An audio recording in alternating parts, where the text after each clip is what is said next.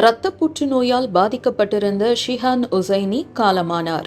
அவருக்கு இரத்த புற்றுநோய் அப்ளாஸ்டிக் அனிமியா இருப்பது உறுதி செய்யப்பட்டு தீவிர சிகிச்சையில் இருந்தார். தன் நிலை குறித்து சற்றும் கலங்காமல் ஊடகங்களுக்கு பேட்டியும் அளித்திருந்தார். அண்மையில் அவர் வெளியிட்டிருந்த வீடியோவில் கூட மீண்டு வருவேன் என குறிப்பிட்டிருந்தது அவரின் மாணவர்கள் உள்பட பலரின் மனதை உறையச் செய்தது. மேலும் சமூக ஊடக பக்கத்தில் அவர் வெளியிட்டிருந்த அறிவிப்பில் மருத்துவம், உடற்கூறியல் மற்றும் ஆராய்ச்சிக்காக தன் உடலை தானம் செய்வதாக தெரிவித்திருந்தார். உடலை தானம் செய்ய விரும்புவதாகவும் இதயத்தை மட்டும் பாதுகாப்பதற்காக தன் வில்பத்தை கராத்தே மாணவர்களிடம் ஒப்படைக்குமாறும் கேட்டுக்கொண்டார். தற்போது அவரின் மரணம் பெரும் சோகத்தை ஏற்படுத்தியிருக்கிறது.